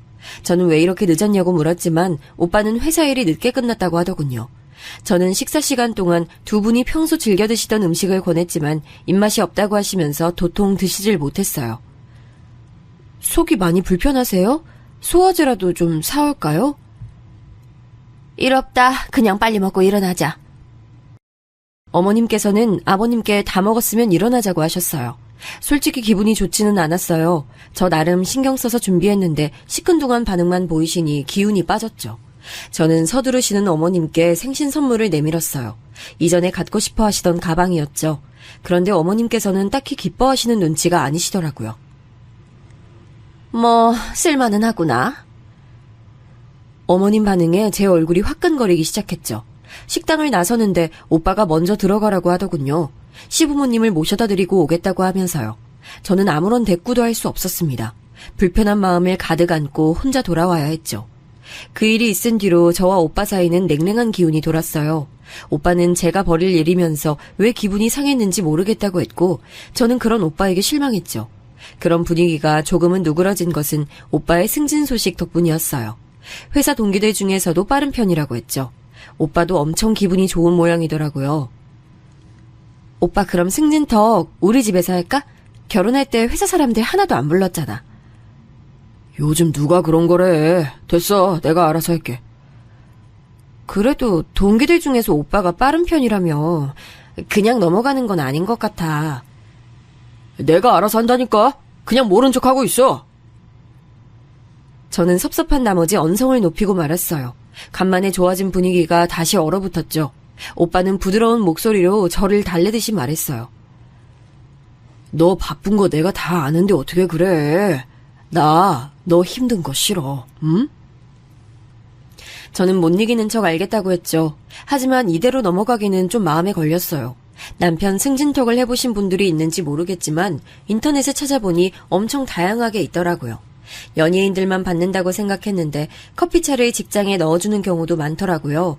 저도 그렇게 해볼까 했는데 오빠가 또 유난스럽게 한다고 할까봐 망설여졌어요. 그래서 그냥 간단한 음료와 디저트를 회사로 보냈어요. 나름 서프라이즈라고 생각하고 보냈는데 오빠가 엄청 화를 내더라고요. 너 무슨 생각으로 그런 걸 보내? 내가 아무것도 하지 말랬지? 아니, 커피 정도는 돌려도 되지 않아? 그게 뭐가 그렇게 문제라는 거야? 불편하다고 했잖아. 아니 진짜 너 내가 하지 말라고 하면 다 이유가 있겠거니 하고 좀 가만히 있어. 안 그래도 승진 빠르다고 말들 많은데 아니 너까지 왜 그래 진짜. 왜 알지도 못하면서 나대길 나대는 거야? 뭐? 나댄다고? 이 일이 그런 말을 들을 정도야? 남편 회사에 음료 좀 돌린 걸로? 그래, 내 기준엔 그래. 앞으로 내 회사 일에는 아무것도 신경 쓰지 마. 알겠어? 오빠는 그렇게 소리를 버럭 지르고는 현관문을 쾅 닫고 나가버렸어요. 혼자 남은 저는 머릿속이 온통 멍했어요. 정말 제가 선을 넘은 것일까? 내가 이렇게 한 것으로 오빠가 회사에서 곤란한 일이라도 겪게 되는 건가? 기분 나쁘고 속상하고 온갖 생각이 다 들었죠. 저는 답답한 마음에 늦게까지 공방에 불을 켜고 앉아서 주문 들어온 것을 정신없이 만들었죠. 얼마간의 시간이 흘렀을까요? 닫힌 공방의 문을 두드리는 소리가 나더라고요. 아까 그렇게 화를 내고 나간 오빠였죠. 저는 잔뜩 굳은 얼굴로 공방 문을 열어줬어요. 그러자 등 뒤에 숨기고 있던 한 손을 내밀더군요. 장미였죠. 미안해. 내가 말이 심했지. 내가 알아서 동기들 점심 대접했던 상황이었거든. 그래도 자기가 나 챙겨준다고 해준 건데 정말 미안해. 진짜 미안하다는 생각이 들기는 한 거야? 그럼 다 내가 잘못했어. 다시는 그런 소리 안 할게. 미안. 화 풀어. 응? 저는 애교 아닌 애교를 부리는 오빠의 앞에서 결국 한 발 양보하고 말았죠. 오빠는 공방 일에만 집중하게 해주고 싶었다고 말하면서 회사 일은 충분히 자기가 잘할 수 있으니 믿어달라고 하더군요. 승진이 제일 빠를 정도로 잘하고 있으니 너무 걱정하지 말라고 하면서 말이에요. 기분이 풀어진 저는 알겠다고 말했고 그렇게 화해를 냈어요. 이때 무언가 이상하다, 잘못되었다고 생각하고 끝까지 파고들었어야 하는데 큰 실수였죠. 그 일이 일어났던 시기에는 무슨 일인지 공방에 주문이 많이 들어온 날이었어요.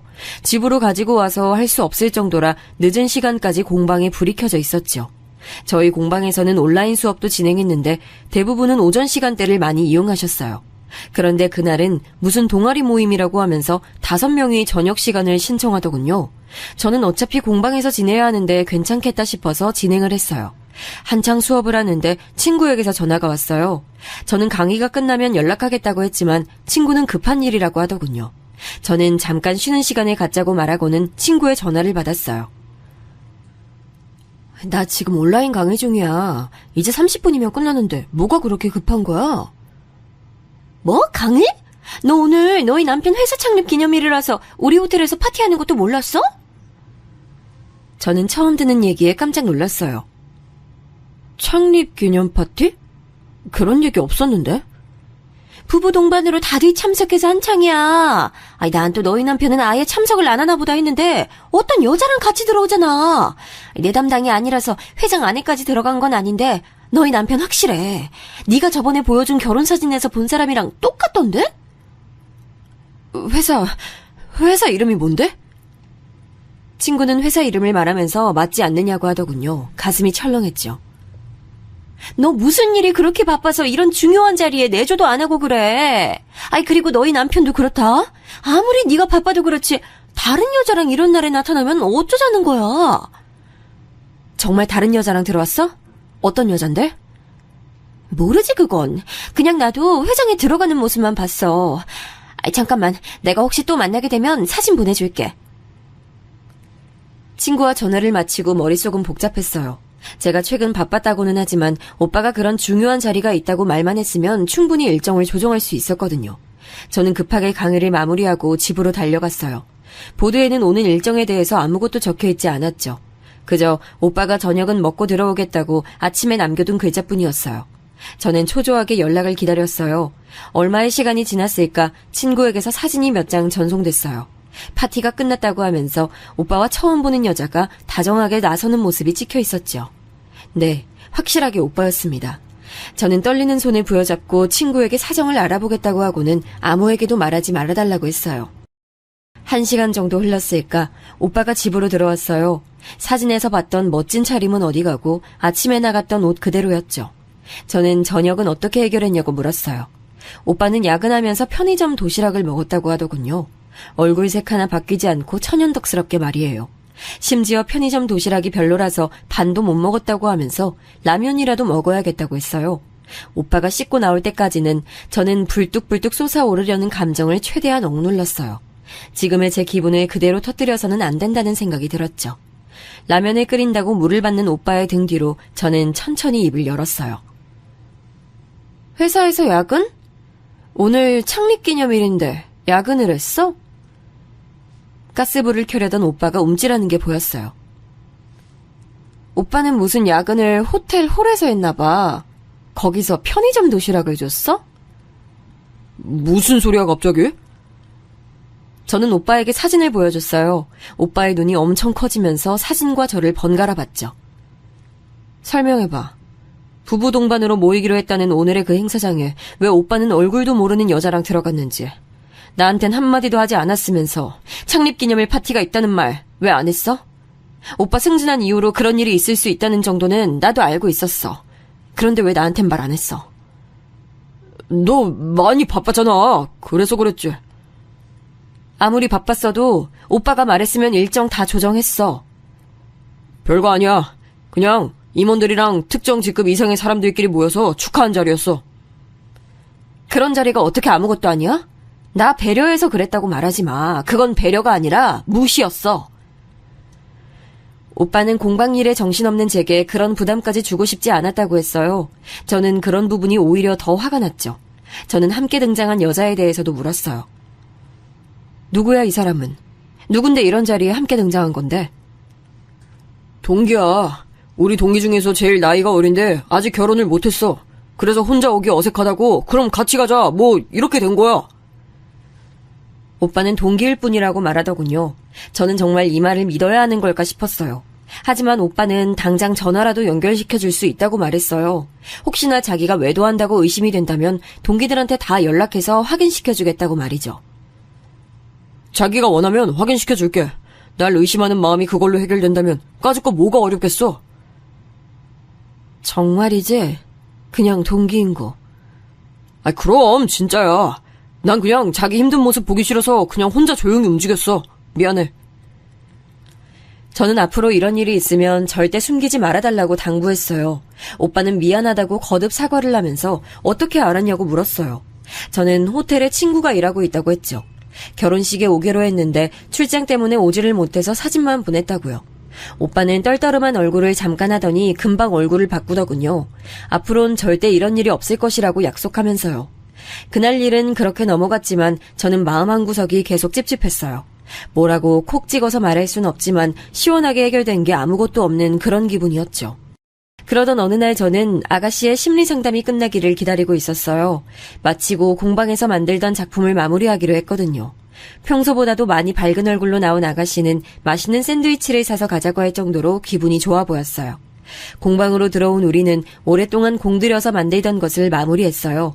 아가씨는 세상에서 태어나지도 못했던 아기를 위한 것이라고 하면서 하나하나 공들여 만들었었거든요. 드디어 오늘 완성이 되는 날이었죠. 저는 오늘을 위해서 공방까지 닫았어요. 아가씨는 완성된 물건을 보고 한참을 가만히 앉아있더군요. 저는 조용히 뒷정리를 마무리하고 아가씨가 좋아하던 라떼를 손에 쥐어줬어요. 그리고 가만히 곁에 앉았죠. 얼마의 시간이 지났을까요? 언니... 고요한 공방에 아가씨의 목소리가 울렸어요. 언니, 우리 오빠 사랑해요? 의외의 질문에 당황하긴 했지만 저는 솔직하게 말했어요.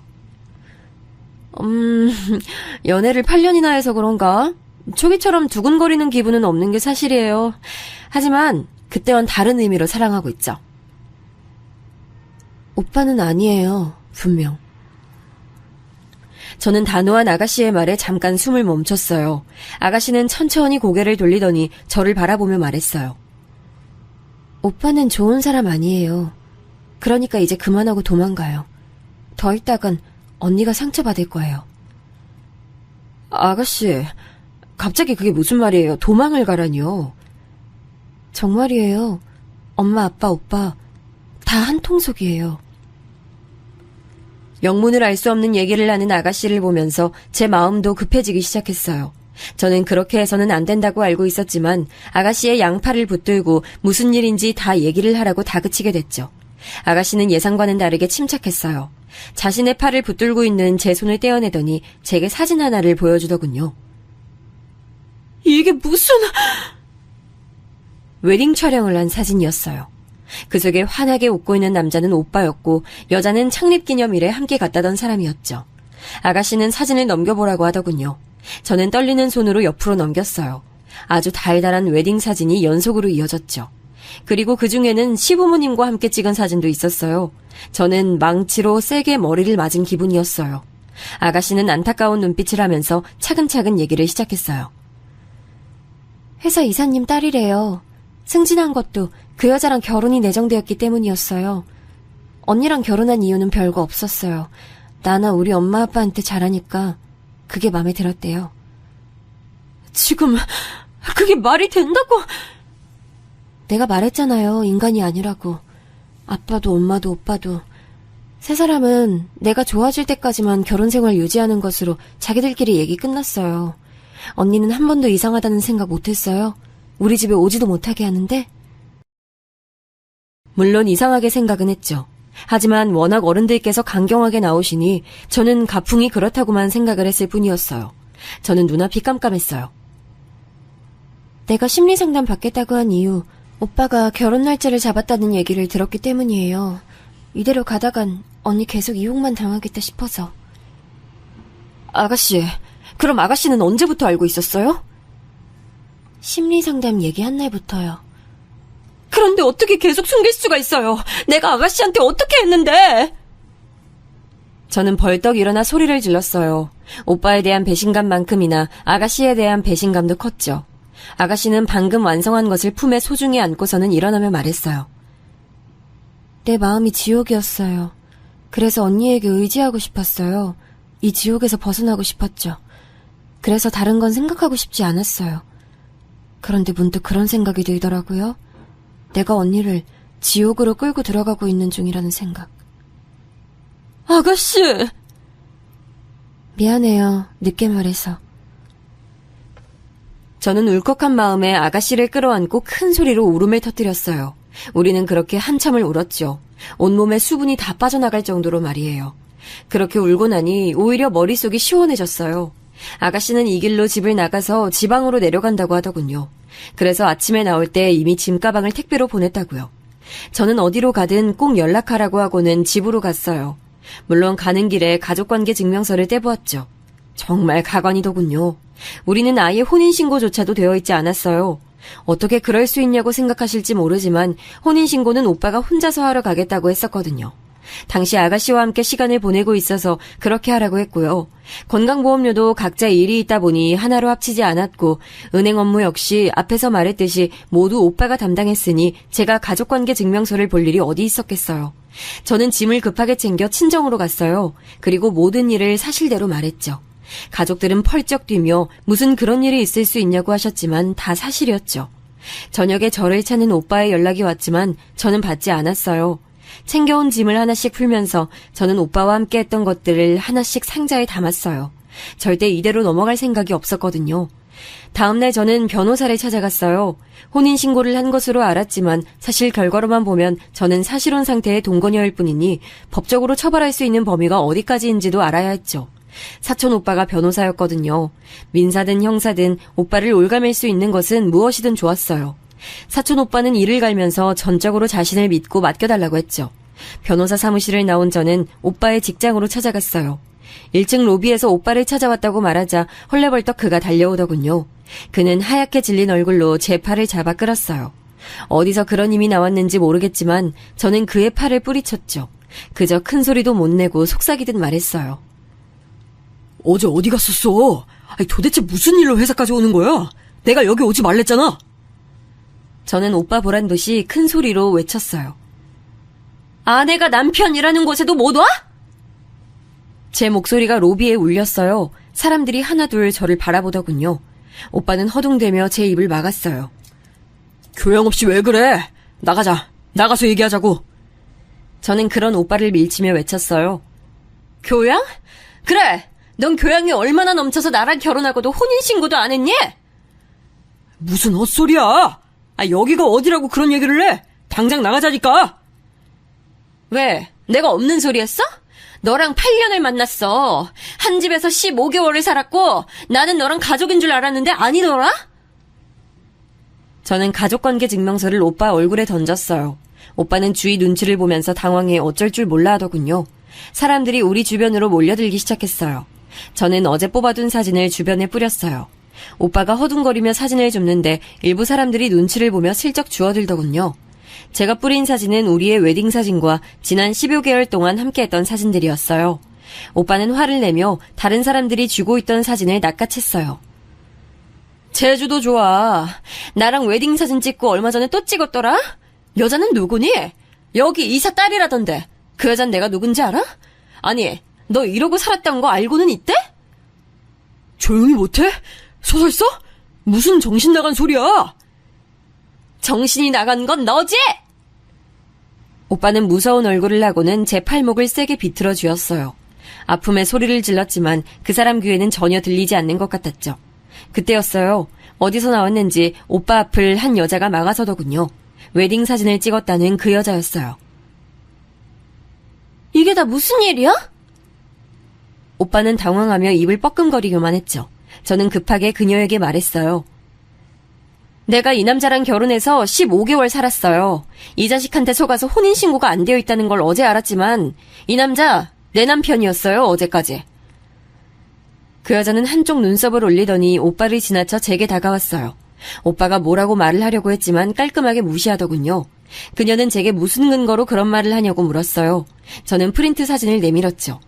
오빠가 소리를 지르며 막아섰지만 언제 나타났는지 건장한 경호원들이 그를 막아서더라고요. 그녀는 한 장 한 장 넘겨봤어요. 방금까지 우리를 구경하던 사람들로 소란스러웠던 로비는 오빠가 발버둥 치는 소리로 가득했어요. 다 거짓말이에요. 저거 다 합성이라고요. 저 믿죠? 저 여자 정신 나간 여자예요. 합성? 정신 나간 여자? 여기서 미친 사람이 있다면 그건 너겠지. 그녀는 모든 사진을 다 넘겨보고는 오빠를 잠시 노려봤어요.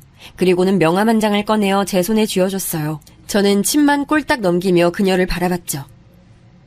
우선 여기는 회사고 개인적인 얘기를 할 만한 곳은 아니군요. 내일쯤 전화 주세요. 제가 계신 곳으로 가죠. 저는 제 명함 역시 그녀에게 전달했어요. 그녀는 고개를 끄덕이더니 오빠는 보지도 않고 안으로 들어갔어요. 오빠는 허둥거리며 그녀를 따라 들어갔죠. 저는 사람들의 시선 속에서 당당히 회사를 나왔습니다. 다음날 그녀에게 연락이 왔고 저는 공방으로 불렀어요. 그녀는 하루였지만 제가 이야기한 것들이 진실이라는 것을 충분히 알 수 있었다고 했죠. 제게 미안하다고 하더군요. 그 인간한테서 듣지 못한 말에 저는 눈물이 터졌어요. 그녀는 묵묵하게 제게 휴지를 전달하고는 무엇을 원하는지 물었어요. 당신만 원한다면 그 인간 회사에서 쫓아내는 건 물론이고 법적인 조치도 취할 수 있어요. 나는 혼인빙자 사기로 고소할 예정이거든요. 그러니까 내 도움 필요하면 말해요. 저도 알아보고는 있어요. 그럼 저희 변호사단 붙여드릴게요. 하고 싶은 만큼 하시고 배상도 받아내셔야죠. 그녀는 거듭해서 미안하다고 말했어요. 저는 전혀 기대하지 못했던 상황이라 고맙다고만 했죠. 오히려 제가 고맙죠. 개인적인 일로 결혼이 급하긴 했지만 이런 상황일 줄은 몰랐거든요. 긴 한숨을 내쉬던 그녀는 머리가 지끈거리는지 잠시 인상을 썼어요. 저는 가만히 그녀의 말을 기다렸죠. 이런 말까지는 그렇지만 나름 제 목표에 결혼이라는 게 필요했거든요. 때문에 아버지가 권해주는 자리에 별 생각 없이 나갔고 이 정도면 그래도 내 발목 잡는 일은 없겠다 싶어서 결혼을 진행했죠. 그런데 이렇게 바닥일 줄은. 그녀는 고개를 저으며 제게 하나만 약속을 지켜달라고 했어요. 나는 그 인간이 무슨 상상을 하든 그 이상 보여줄 생각이에요. 이 판의 모든 가해자들을 포함해서요. 그러니 무슨 일이 있어도 마음 약해지지 마세요. 저 역시 바라는 바예요. 그렇게 그녀가 가고 나서 오빠가 찾아왔어요. 공방에 들어오려고 했지만 어디서 나타난 것인지 덩치 좋은 분들이 막아서더라고요. 알고 보니 그녀가 가면서 부탁을 했다고 했어요. 오빠는 고래고래 소리를 지르면서 제게 저주를 퍼부었어요. 너 때문에 내 인생이? 너 따위가 내 인생을 이렇게 만들어? 너 내가 가만 안 둘 거야, 알아? 누가 할 소리? 내 인생은 이미 너 때문에 엉망이야, 알아? 오빠는 덩치들에게 끌려가면서도 저주를 멈추지 않았어요. 며칠 뒤에는 시댁 어른들까지 공방으로 찾아왔죠. 나중에 알았지만 시어머님 생신날 그날 상견례가 있었더라고요. 저는 초췌한 얼굴을 한 두 분에게 여기까지 왜 오셨냐고 싸늘하게 말했죠. 아버님께서는 화를 꾹꾹 눌러 참는 듯이 말을 꺼내셨죠. 다 알았다고 들었다. 그래도 그렇지 거기가 어디라고 회사를 찾아가? 제 발로 제가 간다는데 뭐가 문제예요? 뭐? 너 지금 말 다 했니? 가만히 두고 봤더니 너 아주 되바라졌구나. 제가요? 그럼 아드님은 어떤데요? 제가 되바라졌으면 아드님은 사기꾼인가요? 제 말에 아버님은 숨이 턱하고 막힌 얼굴을 하시고는 제게 손가락질만 하셨죠. 곁에 계시던 어머님께서 소리를 지르시며 손에 들고 있던 가방을 휘두르셨어요. 저는 냉큼 한 발 물러섰죠. 어떻게 회사에 가서 그런 말을 짓거릴 수가 있어? 네가 내 아들 인생을 망치려 들지 않고서야! 댁내 아들이 어떻게 되든 저랑 무슨 상관이라고요. 제가 며느리도 아닌데 말이죠. 뭐, 댁내? 네가 이러고도 무사할 것 같아? 글쎄요. 저보다는 그쪽 아드님 먼저 생각하셔야죠. 그쪽도 저도 이대로 넘어갈 생각 없거든요.